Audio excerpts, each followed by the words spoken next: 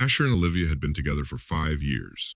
Recently, Asher got a promotion at work, which, while exciting, meant he started spending a lot more time on the job and frequently going on short business trips. Olivia wasn't thrilled about how little time they were now spending together. Sure, those trips brought in decent money, especially for their town. But what kind of relationship is it when a couple barely sees each other? She missed the attention from her husband terribly, and often when he finally got home, he was so exhausted he just collapsed. There was no time for heart-to-heart talks or even just a simple, "How was your day?" Around that time, Olivia got a new colleague at work, Matthew. He was young, full of energy, and it didn't take long before he started showing an interest in Olivia that went far beyond just friendly or professional. Olivia had almost forgotten what it felt like to be pursued by a man, and as much as she enjoyed the attention, she didn't let things go too far. After all, she was a married woman. For months, they just talked and got to know each other. Matthew turned out to be a fascinating, deep person, and their conversations grew more frequent, spilling over into social media and becoming more personal, even a bit intimate. Then, Asher left for another business trip. Olivia found herself at home on a day off, bored out of her mind with nothing to do. She started messaging Matthew, who always seemed to know how to lift her spirits when she complained about being bored out of her skull. He suggested they catch a movie together. "There's this new comedy that just came out. Want to go?" he asked. Olivia didn't reply for a while, caught up in how it might look, a married woman going to the movies with another man. It didn't seem right, but then she reasoned with herself.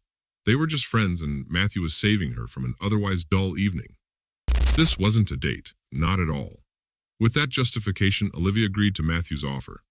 Throughout the evening, he acted like a perfect gentleman, never overstepping any boundaries. After the movie, they took a brief stroll in the park, and then Matthew offered to drive Olivia home. By the time they reached her house, it was already quite late. He playfully asked if she'd invite him in for some tea, and out of politeness, she agreed. That decision turned out to be a big mistake. As she put the kettle on and started offering different types of tea, Matthew's eyes landed on a bottle of wine sitting on one of the shelves. "Olivia, it's been such a lovely evening. How about we end it on a high note with some wine?" he suggested with a sly smile. A few glasses later, their conversation drifted far from friendly territory. Matthew began showering her with compliments, even wrapping her in warm embraces. He told her how beautiful she was, how he'd fallen for her at first sight, and how much he'd been looking forward to their time together. At some point, Olivia felt a pang in her chest. She missed hearing these kinds of words, especially from her husband, who was always so consumed by work. The alcohol and Matthew's flattery started to get to her, and before long, thoughts of her husband and the consequences of her actions slipped away entirely. That night, everything happened right there in the apartment she shared with Asher. Having felt starved for male attention and affection, Olivia let herself be swept up by Matthew, and he did not disappoint. He gave her the most intense, passionate night she'd ever experienced. Not even with her husband had she reached such heights of bliss.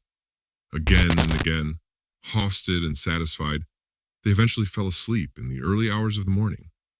When Olivia woke up and saw she wasn't alone in bed, panic set in. What had she done? How could she betray her husband like this? The saying, "a starved gap will not lead to good," hit her with full force. She sat in the kitchen for a long time, staring blankly at nothing. When Matthew finally woke up and joined her, instead of a kiss or a cheerful, "Good morning," he was met with something entirely different. Olivia, now full of regret, told him that last night had been a mistake, one she deeply regretted. "Just tell your husband about it and come to me," he said, genuinely baffled by her sudden change of heart. "I can't do that. Please just go," she replied, her voice heavy with remorse. For the next 2 weeks, Olivia cut off all communication with Matthew. The guilt was eating her alive, and she finally realized just how much Asher meant to her. When he returned from his business trip, she couldn't get enough of him. She became more attentive, constantly reminding him of her love. She decided she would never confess to her infidelity. She knew it would destroy him, but fate had other plans. One day, Olivia came home from work and found Asher in the kitchen, sitting in front of a glass and a large stack of papers. Her heart started racing. Something was definitely wrong. At first, she thought it might be work-related, but As she got closer, she saw what the papers were, printed copies of her messages with Matthew. And like a cruel cherry on top, there was a photo resting on one of the stacks, her half-naked peacefully asleep in bed after that passionate night when she cheated on Asher. Matthew couldn't handle the rejection from Olivia, so he decided to spill everything to her husband. It's hard to put into words what Asher felt when he found that large envelope on his doorstep. He was puzzled, not expecting anything from anyone. Curiously, he opened it, and the first thing he saw was the printed photo of Olivia. The ground nearly gave way beneath him. He quickly retreated to the kitchen, sat down, and emptied the contents of the envelope onto the table. There were quite a few pages. By the third page, he couldn't read anymore without a drink, so he pulled out a bottle of strong liquor. By the time he'd finished reading all the messages between his wife and her lover, Olivia had come home. She tried to explain, to beg for forgiveness, but Asher barely seemed to hear her. The only thing spinning in his mind was why, how. Finally, when Olivia's desperate sobs became too much, he spoke in a dark, almost empty voice. "Pack your things and just leave. There's nothing more to say." Olivia, her face streaked with tears, fell silent and went to grab her suitcase. For several days, Asher drowned his thoughts in alcohol, trying to make sense of it all. But eventually he realized nothing would fix this. The marriage was over. He couldn't forgive her. Not now, probably not ever. So he filed for divorce. Olivia, to her credit, didn't try to claim anything that wasn't hers. She also made it a point to stay out of Asher's sight.